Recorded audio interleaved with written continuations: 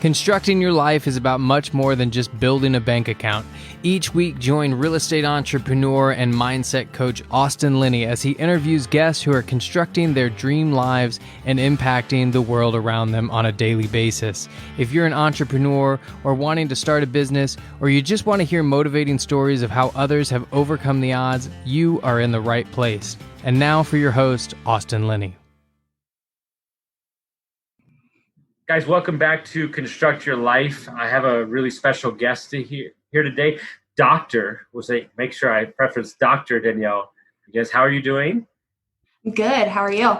We're doing good. So guys, you might remember back a couple episodes. She's definitely the better half of this duo for sure. Rick Alexander, my good buddy and amazing coach. This is his girlfriend. And we got to meet in Denver in February. So that was kind of cool. And I wanted to bring her on because we're both training for Ironmans right now. And she is a coach. She's a doctor. She's just a personal, all those things. So why don't you kind of get us going on kind of your story, and you can start from wherever you really want to.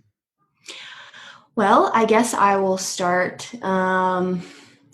I'll start after graduating physical therapy school, or kind of the nudge that I had after I graduated physical therapy school, not to go down the traditional route of practicing physical therapy in the Western medical model.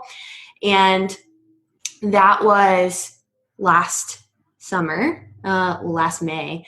And it really brought me to my edges, because everything that I've ever known was about building a life of safety and security and a solid foundation. And so I think it was when I was walking across the graduation stage, getting my doctorate, and I didn't feel any sense of fulfillment whatsoever. And I was like, oh, that's a message. That's a universal message. You got to listen to that. And so at that time, I was kind of parting ways in a previous business that I had built during physical therapy school. And I decided to, for the first time in my life, kind of go all in on myself and really give myself permission to do what I wanted to do. And so how that started was transitioning kind of what I was doing in my other business with a strength and conditioning background for over 10 years. And starting a business called Alpha Femme, Human Healing and Optimization. But what was different about Alpha Femme was that I was only serving women, and I was bringing in different components of the strength and conditioning game.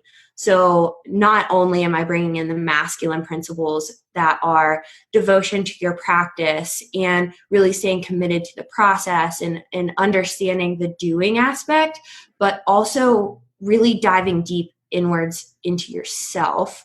And so I added the femme aspect, which is kind of the feminine energy. And so I constructed a Born to Heal course. So I help women really just navigate their emotional space and increase their emotional intelligence.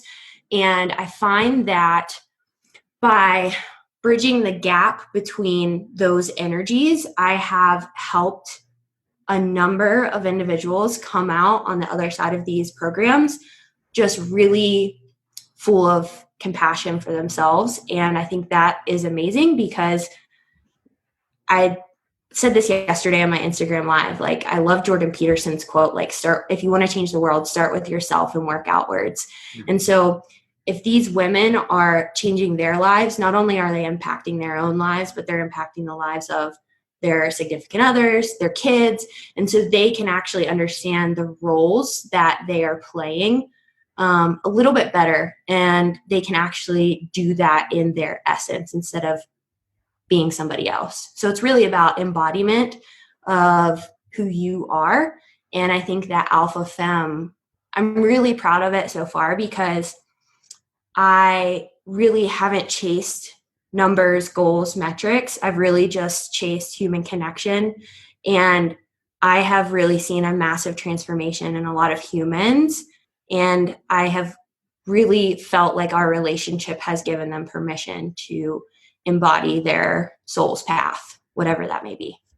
So that's what I'm currently doing. Like you said, I'm also training for an Ironman. So a lot of balance, I feel like, is going on in my life. So I definitely do have to balance the masculine of, the Ironman and then the feminine. And I think especially what's going on collectively, it's really challenged me to try to live in a place of equanimity and not be seeking and searching the answers, but really just living on that line in between both worlds. So. No, amazing. And your program's great. I follow you on Instagram with my clients. And it's so funny that you made that point. There's lots of stories they tell each other and or told each other and all these things, right? There's all these external forces and like, who do I need to be and all this stuff. And I tell them it's simple as this. The world only needs one thing from you every day, to show up as your best version of yourself. And if you do that, it reciprocates in your business, in your love life, in your kids. And they it's easy for me to say that, but it truly is that simple. And I think that's the way you believe too, if I'm not mistaken. Yeah. And I think that what I've found is that, that statement, it's that simple, but it's also being processed through the complex human experience. And so it's simple, but also it's like kind of nuanced, right? So it's like simple and both and. So I think that our culture is very rational brained.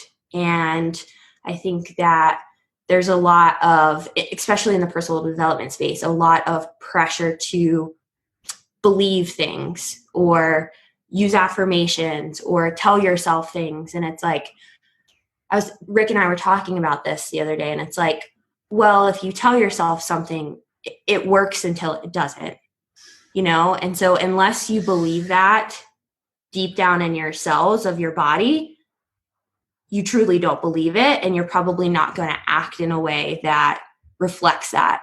And so what I've found and what I've kind of used and pulled from my physical therapy background is using the body as your best friend, like using your body. And I think the intelligence within your body is much more wise than we give it credit for. And we try to outthink things that we're feeling.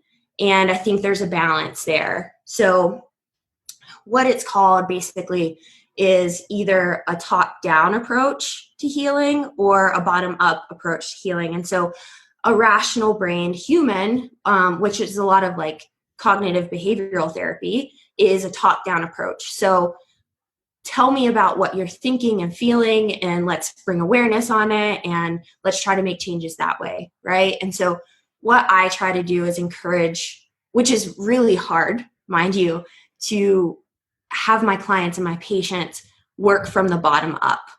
And so, okay, so when you're challenged with whatever challenge, what is your body telling you about that? Is it a stressful response? Are you excited about it? Are you enjoy? Like, are you in flow? Or does it make you really anxious and fearful and guilty and all of these different things, and trying to locate these different sensations so that we can actually work from the bottom up? Because if we understand what's going on in our body, we don't have that sense of that desire to grasp or control our experience. We know that we're safe, and we know that we can start to explore different spaces with curiosity instead of control. And so that's how I encourage a lot of my clients to kind of approach any program that they're doing within Alpha Femme. It's the physical side. It's like, okay, we're doing a deload week right now in the program. And I'm like, you guys, like, this deload is probably going to be the hardest part of the program because you have to slow down. And so I love deload weeks for programming because it really brings up a lot of old narratives. And with those old narratives carry a lot of shame and guilt in the body, that they think that they should be somebody else, or they need to look like this to be successful. And so letting them experience that and meeting them where they're at in that experience has been very transformational with what we're doing in Alpha Femme. And so, and I think maybe this is maybe a gift of being a female. I don't know, just a very emotional being that I can sense when something's going on internally with somebody else. And so it's interesting. Rick and I have kind of like a good balance there, because without him, I would probably be floaty in my body. So he kind of keeps me like external and pushing and striving for more, but I keep him grounded and into his body and feeling. And I think that before I met him, it was interesting. I think it was the shadows that we kind of had in our relationship when we first started dating, that he was challenging a lot of my toxic feminine traits. Yep. And so a lot of the overdoing and the shameful responses when I didn't overdo or strive or try to be perfect or get validated. And so he mirrored that really gracefully, mind you. And it's really helped me, I think, stand in my feminine power a lot more. So kudos to him for, doing that. And I think I did the same thing for him with his experience. But it comes full circle about talking about my clients, because you heal in relationship to others. Other people are going to mirror your, I guess, places where you could expand further. And it's our willingness and our curiosity to kind of open that door a little bit and just peek in and see what's going on, versus, the cultural narrative is just like, let's bang the door open and just get in there. Like, like, what is the quote? It's like, nothing good comes from your comfort zone, right? And it's like, Rick and I had this conversation. A lot of good things come from your comfort zone. Internal safety does. And you can ground yourself in knowing who you are. And so if you use your comfort zone to figure out who you are, going outside of your comfort zone feels a lot better. Sure. So yeah, that's kind of my approach to, that's a long-winded approach. No, it's great. It's next level. This conversation's already like up here, but it's interesting because a lot of my friends are girls. This week especially, I've done basically a not on purpose, but it happened, a 7-day immersion coaching with a really good friend of mine, like 4 or 5 hours a night of like awkward, like self-realization. Right. And what I found out about women, especially when I coach them or help them, is two things. One, your external forces that are pushing against you are far greater than men. So there's different things, but this is something I noticed about everybody, and I won't let anybody slide with this anymore in the coaching. Everybody, when they're talking to me, they want to put context around every argument or something. I don't care. I don't need the context of the story. I'm only worried about you. I know, but you need to understand that this happened. It doesn't matter. Because when I remove the context, then I can actually look at the root of the problem and look at it from a fresh set of eyes, right? And so by doing that, it just, boom. I mean, they don't have a leg to stand on, because now you couldn't build up the story and make me go look, it's like almost like they're making me look over here, right? And I'm like, okay, that doesn't work for me because I'm right here. And I'm right in your wheelhouse that you don't want me to be. And I'm not. But like what I've had to learn, this is my biggest transformation with coaching, is two things. Everybody's not me. I'm a hard charger, like a hard charger. I have like 7 businesses. I Ironman train. And it was my business partner was like, hey, you're going to kill us. Nobody rolls like you roll. And it was in that moment that I was like, okay. And that's what that's kind of what you're talking about, is like coming to them at where they are in their place. And not projecting who you are. You inspire me every day, right? Like you're training and you're coaching and you're doing all these things. But like maybe that girl you're training or that woman that you're training is like, she's just getting started in the personal development space. And if you hand her a David Goggins book, she's going to be like, no, thank you. I'm out, but like I've done that in the past when I first got started. I was like, whoa, way too soon. Like you got to like work your way into that. You know what I'm saying? Yeah. So what that brings up for me is you can't expect you from other people. right? And I think anytime you expect you from other people, it will always leave you disappointed or lacking. And I think that when you're coaching people and they're hanging their hat on their stories, that is their way of creating external safety because they don't feel safe inside.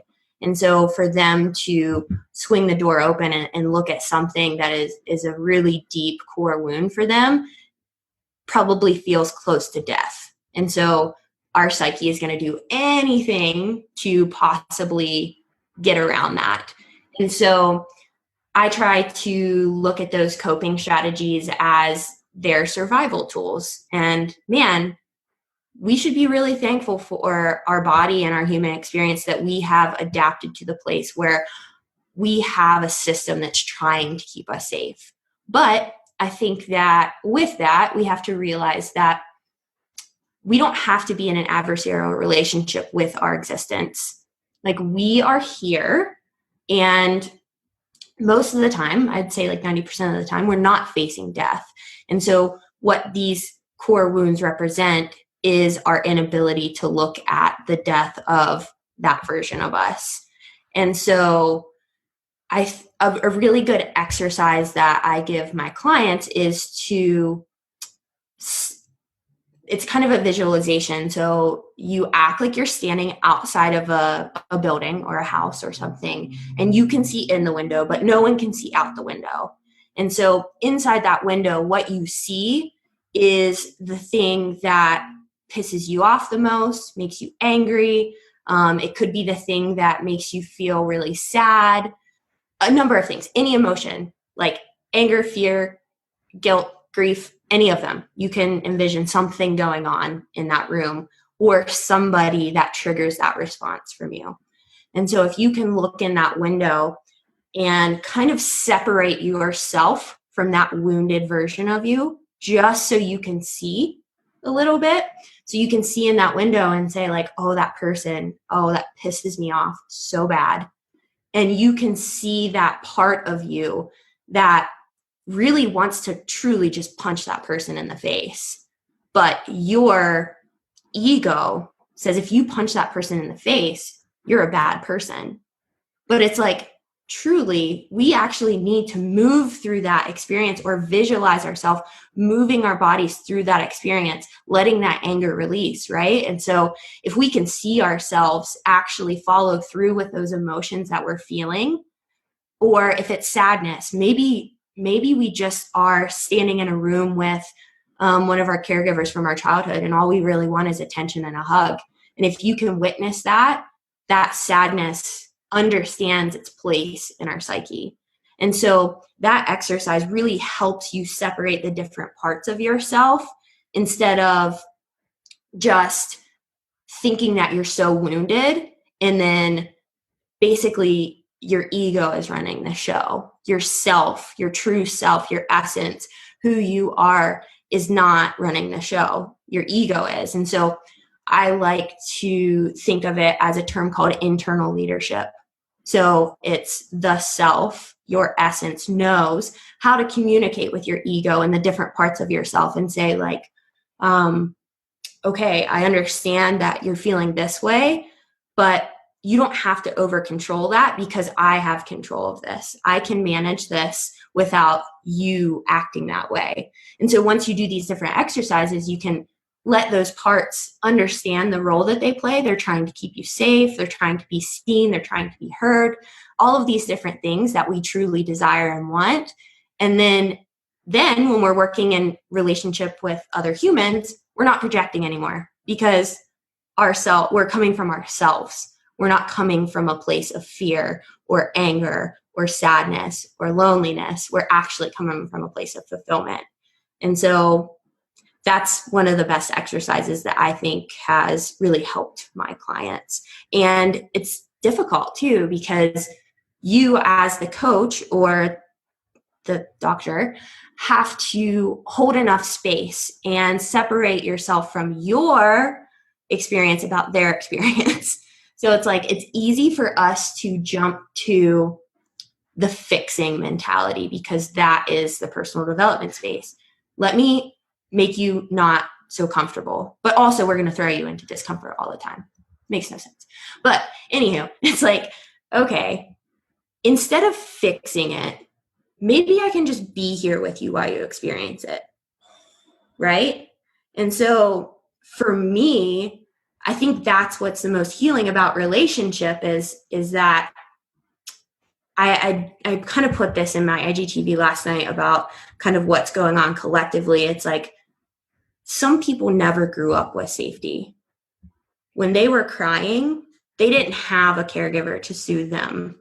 You know, if they saw violence, they didn't have somebody to soothe them and say, it's going to be okay. Your life is not in danger. And so I look at that as an absolute privilege that although I do have my shit, I've worked through a lot of it, that I can hold space and be with other people in theirs.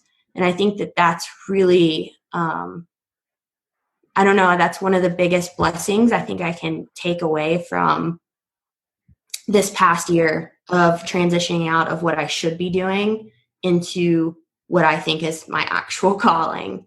But that was a really tough road personally. And it wasn't easy, but I think if you surround yourself with people who understand and have been there and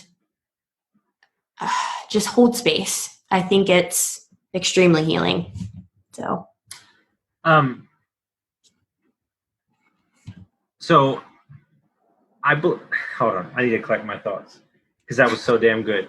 I believe that the universe has its timing, and I don't think it's an accident that I randomly DM'd you and we're talking today, because everything that you just said, I just hacked out of my own self in the last 8 days. I literally unlocked the space that was holding me back from being the coach that I needed to be. And that space was, I always felt the need to fix. And I always felt the need to, because I, let's say I know the answer, right? But what I did is instead, I allowed her to talk for 50 minutes without me saying a word. And she figured it out for herself, and she worked through it herself. And then I was able to coach from here instead of back here, right? And she straight up told me that I've never had anybody create the space of safety for me to even have that conversation. And that's when the light bulb went off. And I'm like, holy shit. Like the one skill that I couldn't master, I can now do, and realize that it's not about what I have to say all the time. It's about exactly what you said. It's about creating that space, because, you know, one of my biggest mentors, he coaches like high-end CEOs. Dude is like my favorite human in the world. He said, Austin, if you understand that everybody walking around in this world is hurt, he goes, you won't have any attachment to anything. And when I removed attachment and expectations from how somebody needs to enter me or interact with me, I'm never upset, because I can't control if you had a bad day. And that's where you're coming from a place. I'll just use me as an example. There's two people in my life that can trigger me off like a banshee. Yeah, it's my ex-wife and my dad.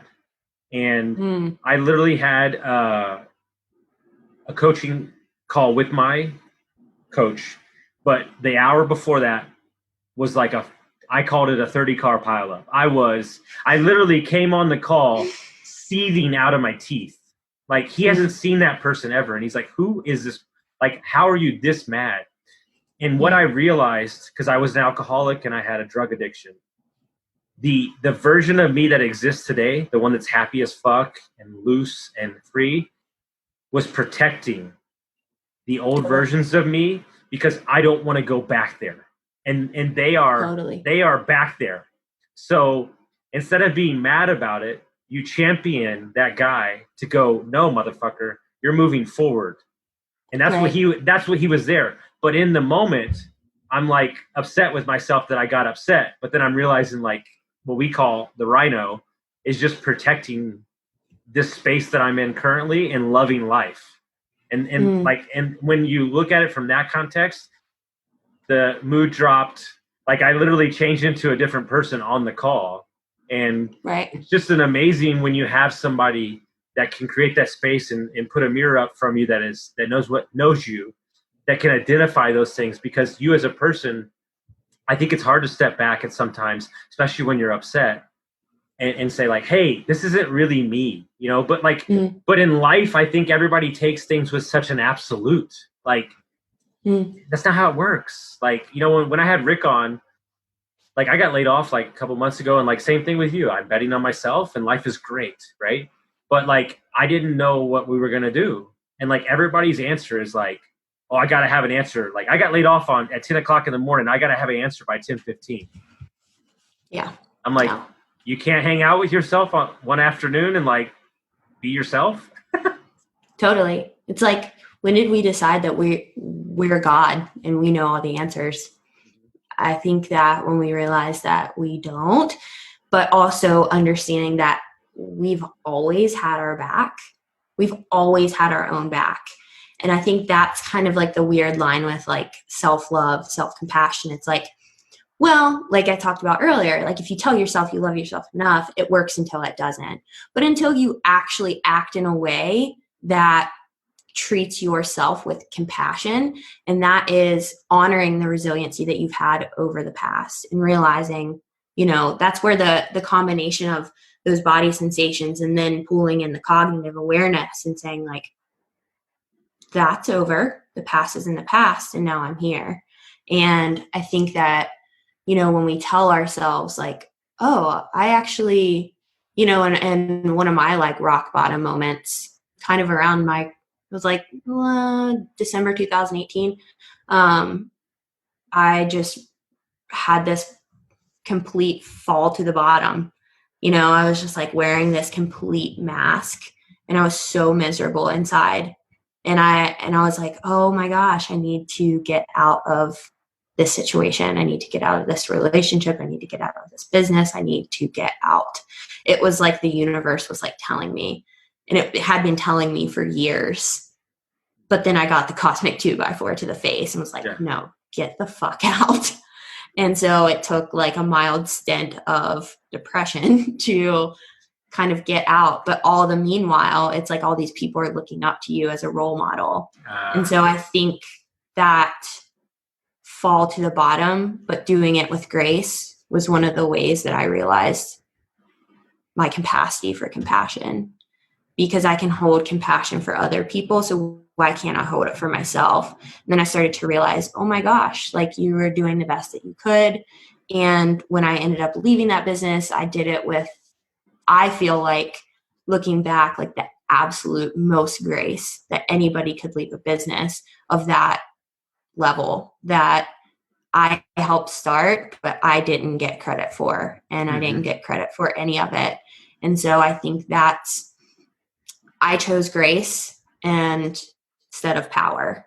And I think that's the surrendering is really uncomfortable. But I think that is, that's the feminine power, right? Is you can be in absolute chaos everywhere, but you can be grounded and you can be graceful and you can go with the flows of life. That's feminine power. And that's what I hope to coach people through with my experience. And I think that there's a shadow to personal development, because that answer thing you were talking about, it's like everyone claims to have the answers. There's like an undertone, subliminal messaging of, I have the answers. You need fixed and I can fix you.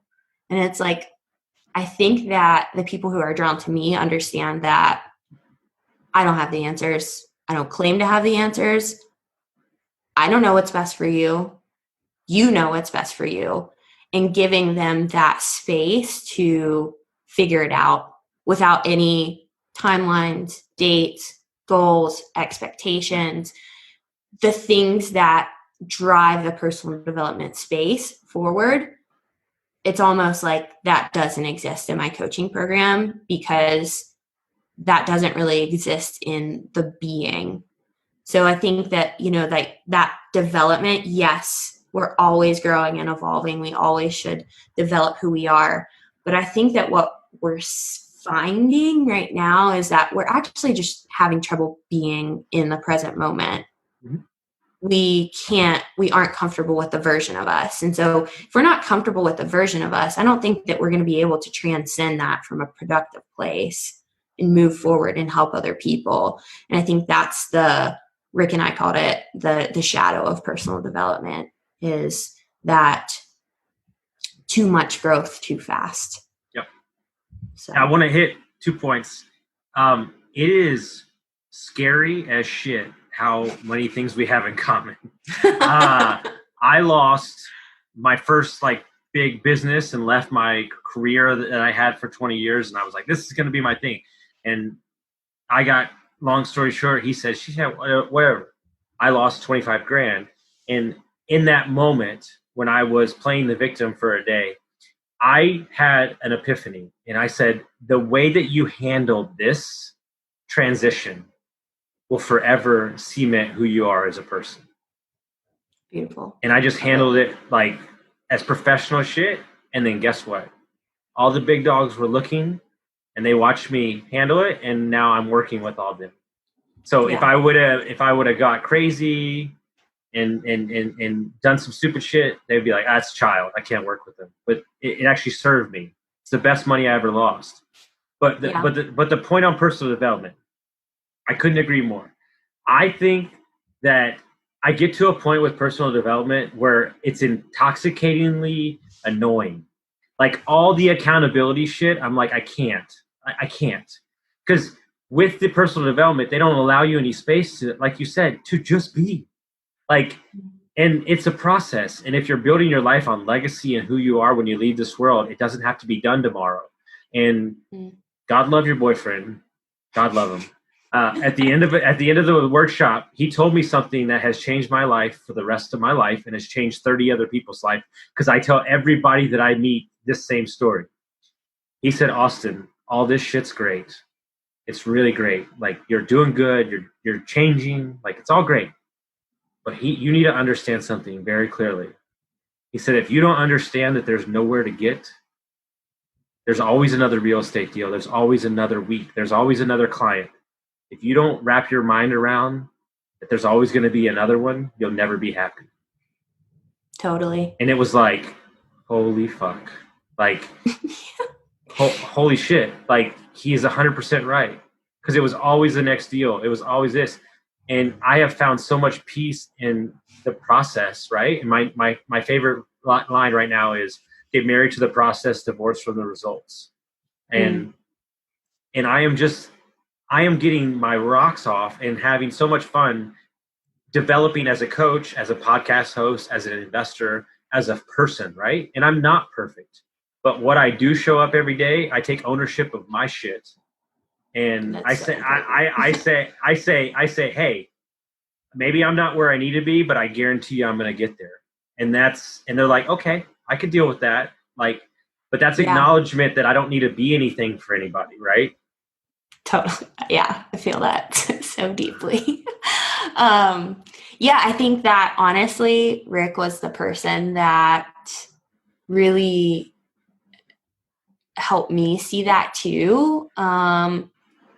He was the person that, because before him in this business relationship, it was pretty toxic and a really negative power dynamic. And I just really had low self-worth. I didn't have a lot of self-worth outside of what was validated. And he was the first person to make me realize that you're solid gold. You don't have to be anybody else. Yeah. And I think that I definitely owe some credit to him for kind of being a catalyst and a really amazing mirror to let me know that he kind of put that spark in my soul to kind of be the phoenix and rise back up from the bottom and be the person that I was meant to be. And man, it's just, I made a post like this one time. It's we're all looking for permission slips to be who we are, but they don't exist. But it's until we, are up against really good relationships, we kind of get those permission slips. And man, what a perfect example is like, I did all this investing in myself and personal development work and working through my shit last year. And then I meet Rick and it's like, oh gosh, like what an amazing human. And, he was like, we were traveling and like doing a lot of things. And I just felt guilty. I felt so guilty about it because I just had been treated like shit for so long that I was like, I don't deserve this. Like, I totally don't deserve this. Yeah. Like, let me help you pay for this. And that's like kind of the toxic feminine, right? Yep. It's like the inability to receive. And it was, I'll thank my mom for this one. I was talking to her on the phone one day and she was like, Danielle, are you ever going to let somebody truly love you? And I was like, oh shit. It's like, what a great mirror though, So when we feel like we hear those things that's what I'm talking about, those sensations in your body. Like when you hear things that you just feel like they're true, like take some space and acknowledge that, because a lot of times we're so quick and fast to jump over those things that we don't have a good relationship with those sensations. But it's like, those are the GPS to point us in the direction of where we need to go. Mm-hmm. But we just have to listen to it. And so, I don't know. It's interesting. I don't know. So it's so crazy that you're saying this, because what I'm realizing, especially with women, I have a new rule. You cannot lecture me on any relationship advice if all the men you dated are pieces of shit. Oh, because you don't have a leg to stand on. Because and what that does to them is it doesn't allow them, just like you said, it doesn't allow them to receive love. So here's what happens. Me, I give with no expectations, and I'm a giver. It's what I do. There's a part in anybody's mind, meaning a friend, whatever you want to call it, a family member, that is sitting back going, what's his angle? What's his angle? Because all the previous relationships, there was an angle. Well, I'm trying to manipulate you to go here. When you truly just give and you've never received that way, it's just such an uncomfortable feeling, right? And here's the scary thing that I'm working through, and I've never admitted this on podcast, but fuck it. I'm dealing with a little bit right now, like there's a part of me that feels like I'm a little bit of a lone wolf when it comes to helping. And I asked my buddy, I said, am I a lone wolf, or am I just such a giver that this is what I do? And I came to the realization that I give so much because I've never truly felt loved. And so by me giving over excessively amount, I don't allow you to get close to me. And I had a friend point it out to me. She says, listen, all you do is give, phone calls, help everybody. And she looked me dead in the eye and said, when do you fill up yourself? And I was like, holy fuck my ass. Those mirrors are amazing. And here's the true story. And we'll save the whole story for another day. But true story. I was going to go help them because we were with the group, right? We're out in Joshua Tree. I was going to go help them because it's my nature. Something inside of me, deep down, said, no, this is for you. And the wind was blowing and it was beautiful. The sun was going down and I'm not shit. So I don't even give a fuck. Fuck y'all if you're embarrassed for me. I danced by myself to my favorite EDM guy for like 4 hours straight. And it was the first time in 38 years I felt like I did something only for me. Dude, that's receiving. That is receiving joy. That's receiving love. And maybe it's not from a person, but it's from an experience. And that's really beautiful. I think that the masculine, definitely there's like this instinctual desire to provide, right? To provide for the female. That's like within our DNA. You probably already know this. I don't even have to tell you because you're smart. You're smart. I'm always the one checking. Like, are you okay? Are you okay? And then when you Yeah. and then when you meet a strong woman, she's like, hey, motherfucker, I'm good. Leave me alone. And that's when you're like, okay, I don't need to ask. But that's like my nature, right? Like, Totally. Yeah. So that feminine quality of receiving, being able to like kind of balance that with that masculine quality of providing is really, I think, what would put you in your essence. And I think that, talking about that, like that joy and that flow and that excitement for life, I think that those things are things that, some people experience them other ways. Some do psychedelics, some get close to God, some ride their bike, some whatever, like there's so many different ways that we can create joy in our life, writing, music, all these different things. But it's like a lot of times people think that they can't create from that place. They have to create from this place of suffering or this place of exhausting yourself. And it's like, what would it look like to create from a place of joy?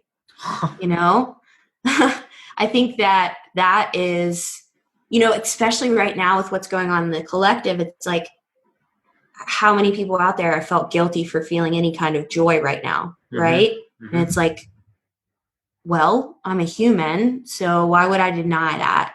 I think that saying that, like, we can have these really low states, but also receive joy and create from that place. So we can be sad or longing and still feel something else. So the both and the dialectics of our human experience. And I think that that's what's really helped me as a white female kind of continue to use my voice right now, is the fact that I can be angry and sad and upset and pissed and guilty and all of these things and still show up in love.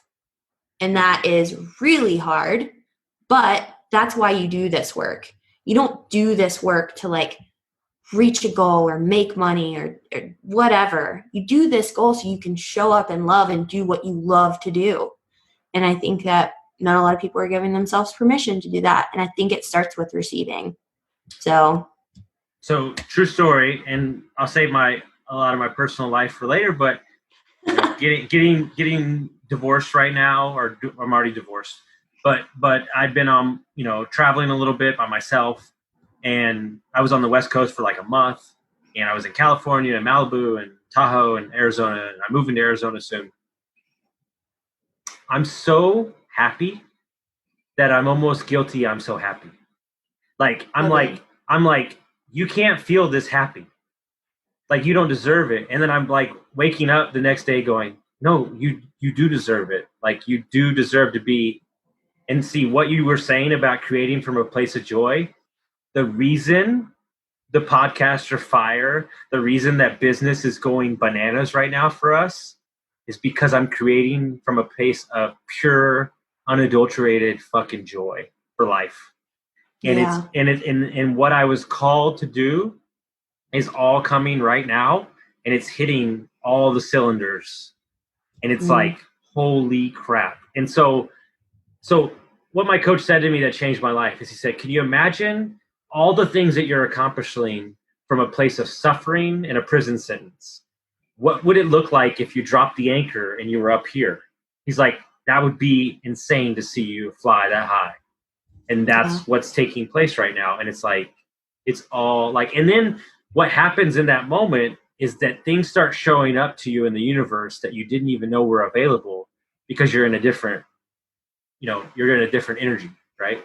Yeah, it sounds woo-woo and weird, but that's manifesting. You're attracting a specific energy towards you. And typically when you're in that space, people that are like-minded and think about the same things that you do, or think in the same ways that you do, kind of creep up into your space. And you're like, oh, wow, cool. And I think it's honestly because when we're not in that space, where we have these shackles on, we have these, our wounded self is running the show, and we're just scared. And I think that, if we just realize, like, everyone's fucking scared. No one has it figured out. Yeah. I was talking to Rick about, I have a younger brother. He's like 15, 16. And I'm like, God, I could not imagine growing up right now in the state of times. Like, it's crazy. And it's like interesting because I was like, what age did I kind of like differentiate that like humans don't have their shit figured out?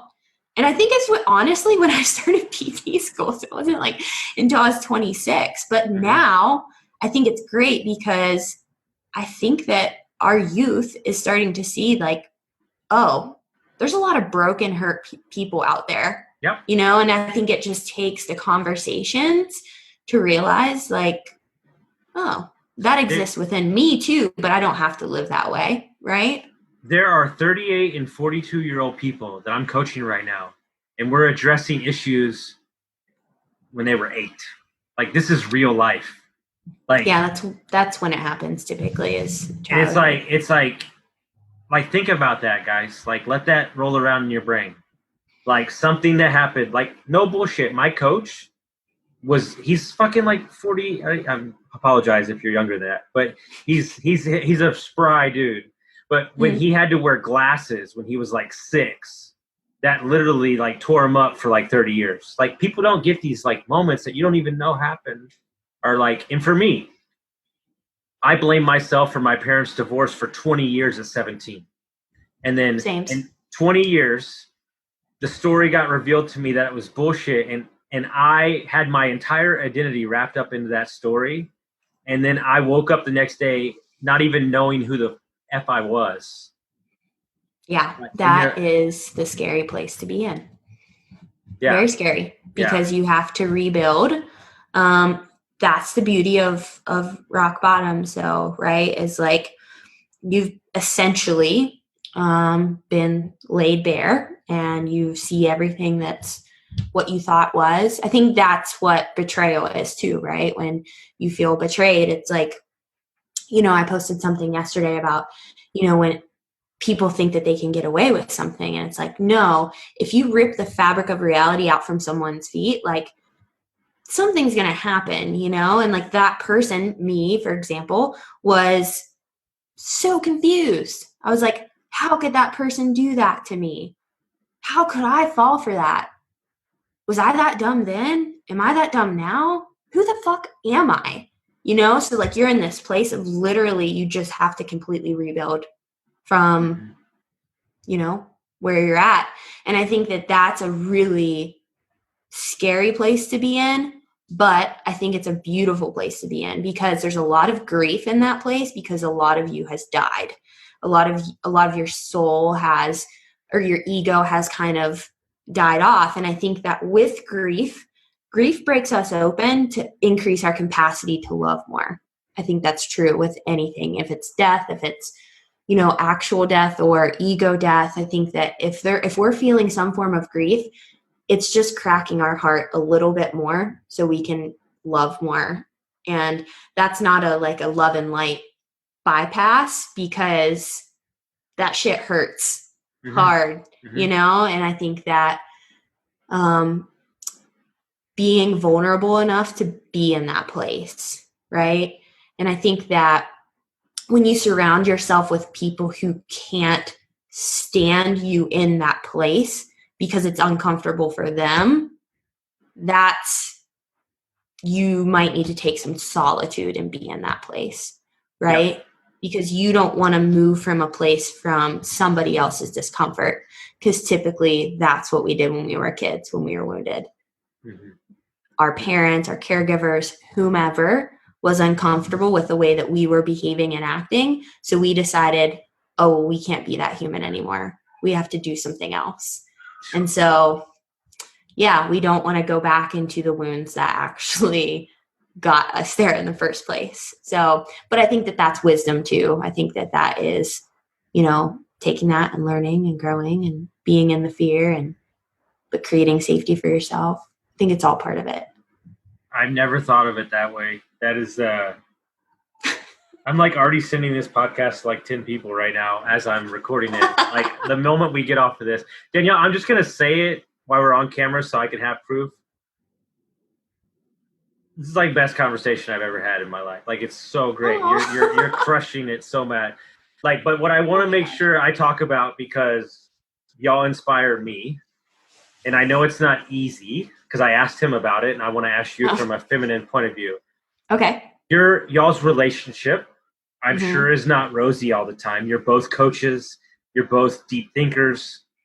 But Yeah. what I admire about you is there seems to be a common thread, meaning we're going to grow. We don't know what we're going to look like on the other side of this, but we're happy to grow together. I feel like, and I'm not trying to tout your relationship as the best thing on the planet, but what I'm touting it as is like, I feel like it's one of the more honest relationships that I've seen. And of course it's not always great, but like, let's just talk on like your relationship with him and like what you've learned in that kind of space. So this coming Monday, we will be officially together for a year. So that's exciting. But when we met, everything kind of went really fast. But it was kind of like when I met him, I actually went through the Clarity Academy. He coached me through a lot of my bullshit, which is interesting because he was like, when you were going through it, like I didn't think, anything more of you than my client. And it's just interesting now that we're together, how we just help each other through things. But this past year together has been the hardest of my whole entire life. But also, I would say the most blessed of my entire life. Because what Rick does for me is he invites me forward always. And it's up to me to take that call, right? But what we've done every day for the past year is every morning we say, I choose you. And we are making a conscious choice that we choose each other. And so if I consciously choose him, that means I am also choosing to participate in some of the bullshit that happens in relationships, right? To participate in the conflict that might come up, to participate in being there and being the space holder, to participate in not projecting my shit onto him. And I think there's another element to that too, is the acceptance that one day he might not choose me, but that has nothing to do with me. Boom. I think that is what makes our relationship so beautiful, because there's no contract, right? It's not like I'm only going to choose you if you choose me, or I'm only going to love you if you love me in this way. And that's not saying I tolerate bullshit. That's not saying that. Like, there's a difference between compassion and tolerance. Fine line there. What that's saying is I'm okay with there being a death of something, whether it's the death of me, the death of him, the death of our relationship, whatever. Like, I have to be okay with that, because that is truth. That's going to happen, whether it's a physical death or, the death of the human that I chose to be in a relationship, like the ego death type of thing. Mm-hmm. It's inevitable. It's going to happen. Yeah. I'm never dating the same person every day. So that's hard. That's a challenge, to be in a relationship. And with both of us being we just seek truth so much, that can be a gift and also not a gift. Yeah. Because sometimes we can float away from each other. But I think that reminding ourselves, like, with that choice comes a responsibility to stand up and say what you need. So if we're distancing ourselves from each other, I have to say, like, hey, Rick, like, I'm feeling lonely right now. Like, I need to spend some time together, and like him being okay with what I need, and not saying that, I think we have to acknowledge what I break it down to, like, his shit, my shit, and our shit. And so what's his is his. And I trust him enough to communicate his needs to me. And so if he needs help with his shit, he can express it to me. And the same goes with me, where it's like my shit. If I need help with my shit, I have to tell him. Like, I totally have to like communicate that. And for me, that's the other side of the collapsed feminine, is a woman who can't say what she needs because she thinks that she can just do it all herself. Mm-hmm. She can people please and just leave herself out to dry. And that's not fair to me. That's not the compassionate thing to do for myself. So I think that letting him know what I need sometimes, or what I'm feeling, sometimes it feels like I'm going to vomit, and it feels like I'm just literally eating a shoe. Like, it sucks, but that's what it takes to love unconditionally, without boundaries, without barriers and walls. So I think that that's kind of how I approach our relationship. I would think that he would probably say the same thing if he were asked that way. But like I said, I'm the more feely one of the two. So I don't know. It's the space that I'm moving into, is that my thing is everybody wants to put absolutes on everything. Well, if you meet this girl and like she's never going to break your heart, it's like, no, in like 3 years she might be a different person and want different things, and she doesn't want anything to do with it. I hope she is. I hope she's a different person. Exactly. but what I'm saying is, people would rather not go after that and not have that 3 years, because what if happens in 10 years if she breaks my heart? But like, what I'm completely okay with right now is like, maybe in that moment in time, it's exactly what we both needed, and I'm okay with that, because I'm vulnerable enough to drop my heart out there and go, it's okay. Like, if I break it, it's only going to sew it up and make it stronger so I can love even more. Right. But you have to really get to a place of detachment on, this is a contract. Like you said, this is a contracted structure.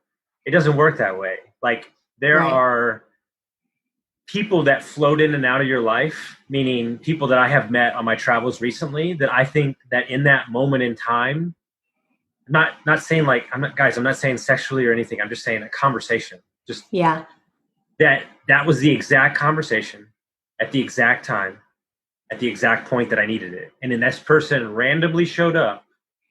Like, literally, I'm not kidding you. The girl that sold me my phone in Arizona, I like coached her for like 20 minutes. And I said, you're hurting. I can tell. And she's painting again. And she was like, you literally, like, in 10 minutes, like, switched everything around for me.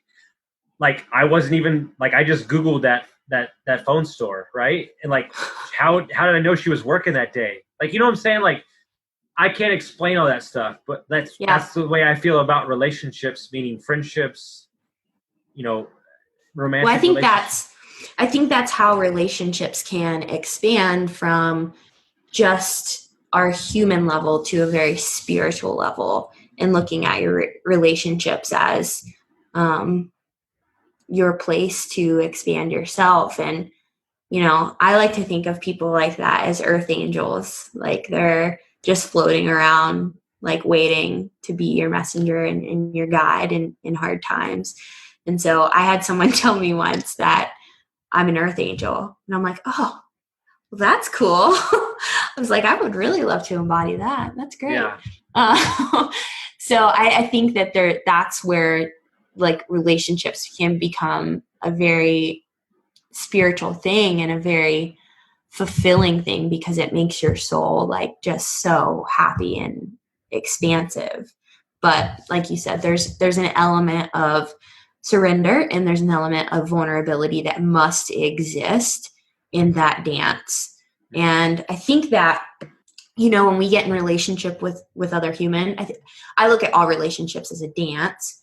And so when you're in some kind of like messy relationship, typically it's like someone's trying to control the dance, and they're like, move this way. And you're like, but I think it's this way. And they're like, no, but move this way. And so you're not like literally dancing with each other and like figuring out and flowing as it goes. I think that's what like a true conscious relationship represents is the ability to move with your partner as they shift and as they grow, but also stay rooted in yourself.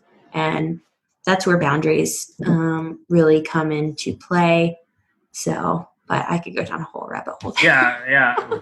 We could talk for like 7 hours, but what I'm saying is like, that's the whole thing. That's the kicker. That's the holy shit moment in life, meaning people with their jobs, with their relationships, with friendships, they're trying to strangle the fucking life out of it to control it because they're trying to fit it in a pigeonhole when the universe is telling you to do this. Like, true story. We've got a lot of opportunities coming at us right now. And I looked at my producer and my assistant and I said, hey, there's this opportunity over here that we really want, but the universe is telling us this in our face. We're going to go down this route because it's the path of least resistance. And we're just going to go with the universe. We're not going to try to force us that way because that'll happen organically. And it's when you can let go of that and say like, okay, this is something, like the signs are here. That's the ultimate form of self-compassion. You are listening to your calling and you're trusting yourself enough to know what's best for yourself. That is, I think, the highest form of self-compassion. It's not investing in yourself. It's not a bubble bath. It's not self-care. It's literally living your life in a way that's reflective of what your soul is telling you. So kudos to you. That's amazing. No, two things. One, my friend told me last night we were talking, she goes, there's something in your eyes that's telling me you're exactly where you need to be. And I can feel how powerful it is. And it's just so easy to you, right? And and that's like a holy shit moment where like the weight's off and it's like, okay, this is exactly where I need to be. And guess what? In 2 years, 3 years, 4 years, 5 years, that might change. But for right now, I'm living in what I deem as really my calling, and it becomes so effortless when you stop trying to fight it all and just say, this is it. Like, and because then it washes away all the money needs, well, it should be like this, and like it's just okay. Like this is what I do. Like that's ease. Like that's what, instead of, I like to think of living life on the edge, but being very flexible and at ease about that. It's not easy, but it's ease. And there's a massive difference between those two things. It's not like you're bypassing and living in la la land in woohoo space. It's like, no, I'm actually going with the current of my life right now. And I think that is a fucking beautiful place to be in.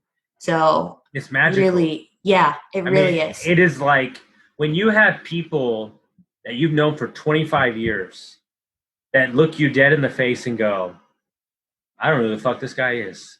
Like, not only do I not know who this guy is, I know that this dude is going to go out and just destroy everything. Like, they go, look, we knew you were going to be successful. We knew you were always going to push it, but you were all over the place. But how do you want to feel when you're doing it? Yeah. But he said, right now, I just feel the power. Like, your energy, the whole room fills up. And you're like, and like, it's just a different presence. And by, like you said earlier, by doing that, you're attracting the right people towards you. And it's a magical thing. But I want to respect your time. We'll probably do another one next week. I'm so pumped on this whole thing. Rick, you got hosed, bro. We killed this one. So I do want to talk just selfishly. Okay. Because you are a CrossFit, like you were crushing it in the CrossFit. And on what planet did you think that changing over to, because I'm dealing with the same thing right now. We're both training for Ironmans. We never done one before. What happened? What was the genesis? What are you finding out about the journey? Oh, God. Man. So the strength and conditioning CrossFit space. I started out in strength and conditioning, kind of evolved into CrossFit, really built a pretty successful business in that space, a successful platform. And I just decided that I think that my life is pulling me in a different direction. And I think that that's inwards. And so for CrossFit, it's a lot of outwards, a lot of community, a lot of socialization. And I just had this call to do something different that would challenge me to go inwards. And I knew that Rick had experience with coaching people through not Ironmans, but triathlons and endurance. So I was like, we kind of talked about it, but then I went home and I just signed up for it. I just said, screw it, I'm doing it. And he's like, holy shit. He's like, you're doing it? I'm like, well, it's going to happen. Going to do it. So I'll figure it out. I think that everything is figure outable. And oh my God, what I've learned in this process is more than what I even expected to learn. Like, I have become so much more honoring of my body than I ever was in the strength and conditioning space. And I think a lot of parts of me, it's been hard because a lot of parts of me have had to die off because I was validated for my image and my muscles and a lot of different things. And it's like, well, if you want to cross that finish line, that can't be your goal. You can't focus on aesthetics and being lean and cut and ripped and all these things. And it's like, you have to fuel yourself. You have to rest, or you are not going to cross that finish line. And so I think it's called forth so many different deep wounds that I've had around body image and validation and a lot of shoulds. And it's really helped me as a coach within my different programs to help other women kind of transcend that space. Because I always thought that I was like honoring my body, but there were certain little ways that the shadow would pop up and I wouldn't be. And so with this Ironman, I told myself when I signed up, when I clicked submit online, I was like, you're not going to half-ass this. Like, you are, and I mean that in every single way, and in training, in nutrition, in the mental aspect of it, you're not going to half-ass it. And that's, caused me to have, moments where I come home and I'm just like, fuck, like, you look different than you used to, but that's okay. You're also a hella athlete right now. So that's amazing too. And, doing this, I did my first half marathon run. Mind you, before this, never ran farther than 4 miles in my life. No endurance background ever. So after I did this half marathon, not only did I have to run it, but I had to run it with a heart rate under 145. So super low heart rate. That takes a lot of mental space when you know that you can go harder, but you're not supposed to. And so really controlling myself to dial it back, honor the system, get through it, honor the process. When I finished that race, because I did it under 2 hours too. So for me, I was like, dang, I thought it was going to take me 2.5 hours. So I was just so proud of myself, and it kind of circles around to letting myself have that, it's that is a massive win. And a lot of this training has went extremely well, knock on wood, but I'm really trying to let myself have it too. I think there's this kind of there's a celebration in CrossFit where you're celebrated for your strength and you realize your strength, and that's really cool. But there's also this self-mutilation kind of undertone there. And I think that that can't exist in this space. So I'm going to make 3 points. This is officially my selfish time of the podcast. I have to tell you that you just changed my entire life. Oh, dang. No, because with the statement of I'm going to go inward, because that's what the Ironman training, you just shifted my entire mentality on my training. No, I swear to God, the whole thing. The second thing is is that when you said you have to honor your body, you literally just changed my entire life on that too. Because I've been looking at it all wrong. All of it wrong. All of it wrong. All of it. I fucking hate running. I hate everything fucking about it. I can't stand it. It's not fun. It's slow as shit. And I've been trying to get over this mental block for like a month. And I can't do it. I just can't. The cycling, please. I do that shit in my sleep. I love it. Swimming, I can get by. You just changed it all. Because if I can conquer this, then what? There's nothing I can't do. There's nothing. Did you see that quote I put on my Instagram? It was by this, he's like some kind of monk, like a Buddhist monk, but he used to run like all the time. Mm-hmm. And he's like, do this meditation 5 minutes before you go running. And you have to visualize yourself, not as the person that's running, but you are just the vessel that a spirit or God is running through. And so you look at yourself as the observer of that. And I've been doing that when it comes to like long runs. And it's like, oh, this is spiritual. I didn't think it would be, but it really is. It's like, oh, every day that I get up and I'm able to move, I had a couple knee injuries. So I really look at my movement as a blessing after that.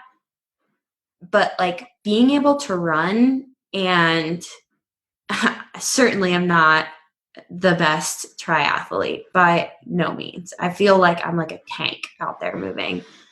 But when I actually meditate on that and do that, I'm just like, man, there's just so much like pride for myself for actually just going out and doing the thing, you know? And it's not like, there's not this obligation to do it. It's not constricted. It's not forceful. It's just it's you being and just really doing something. Like you, I did not like running at all. It didn't feel great. So I'm going to tell you a story that's going to make you feel better, and you'll totally get where I'm coming from. Guys, we're reconciling our training right now. This is like our own support group. So when you cycle as much as I cycle, I know everything about my body on the bike. I mean, how I'm feeling, when to turn it up, when to turn it down. Two things I want to explain to you. My typical average, I try to keep it pretty low key on the bike. My typical average is 15, 16 miles an hour. Nothing crazy. I like to keep it low key, save some energy. I was in Scottsdale for 2 weeks. My friend's training for an Ironman. She's a part of an Ironman group. Hey, do you want to go ride with me? I go, sure, let's go. They're catching a 26 average. Yeah, no. Okay, so no, just hear me out. So ego, pride, everything is on the line. And I'm just laying 9 layers of my ego why they're fucking killing me. I mean, just literally I'm like, all right. But wait for it. The last 2 miles, I fucking smoked their ass. Like, I mean, put them in the dust. And what I let them know is I got something in the tank, and I didn't even know I had it, right? So this went on. We would ride like 3 or 4 times a week. Now my average is like, I can keep a 25, and that's a 10-mile difference. And what I'm basically telling that story is, this is how, when you surround yourself with people that are pushing it and doing better, that you as a person, especially my mentality, will raise my level. And you don't even know you had that in you, right? Totally. And they're teaching you all this new stuff about this and everything.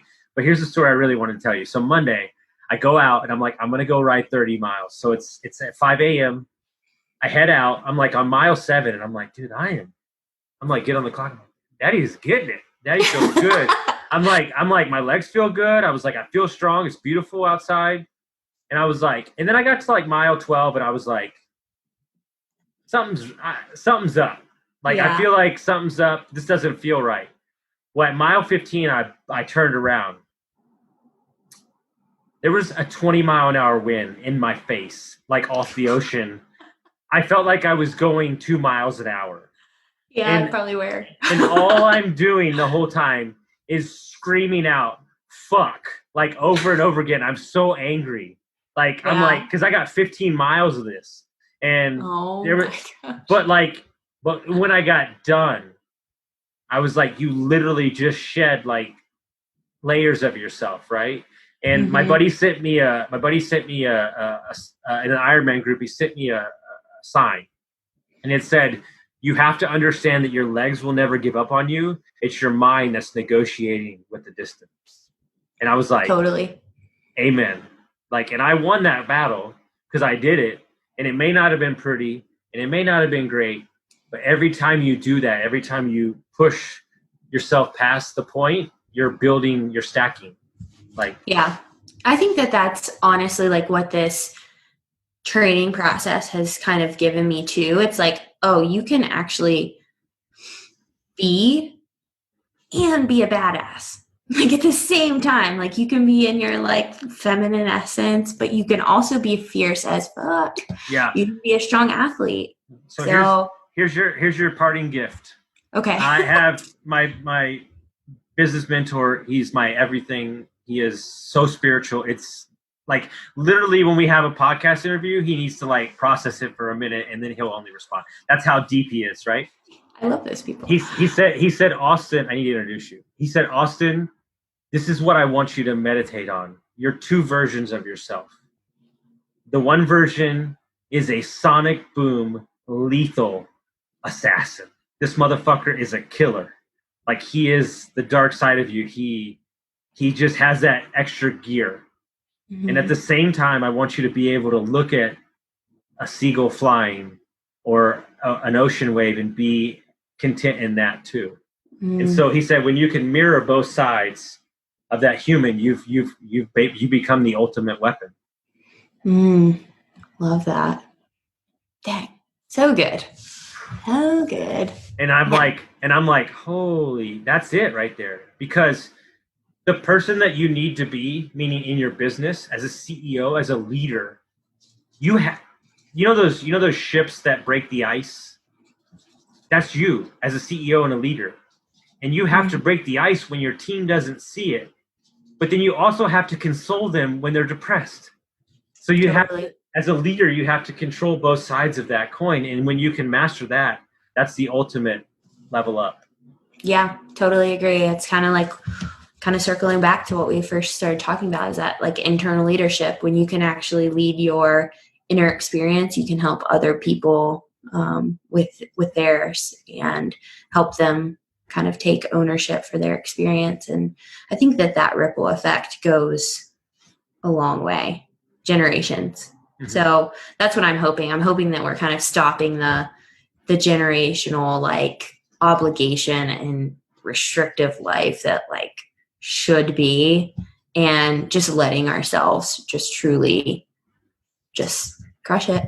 Yeah. So. Amen. So how do they find you? How do they find your stuff, your Instagram, all that kind of stuff? So I'm at dbird20 on Instagram.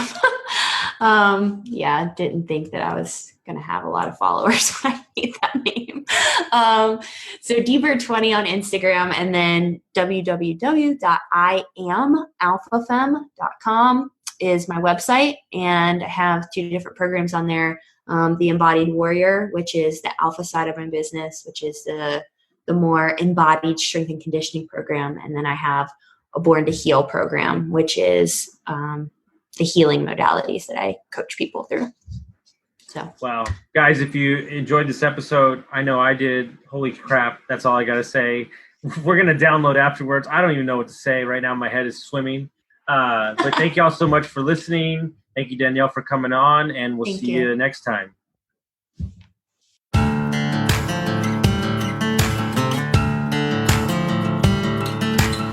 Thank you for listening to Construct Your Life with Austin Linney. If you enjoyed this episode, be sure to rate, review, subscribe, and pay it forward by sharing with a friend. Most importantly, take this opportunity to start constructing your life by taking immediate action on what you learned. For show notes, resources, and more information on one-on-one coaching with Austin, visit constructyourlifepodcast.com.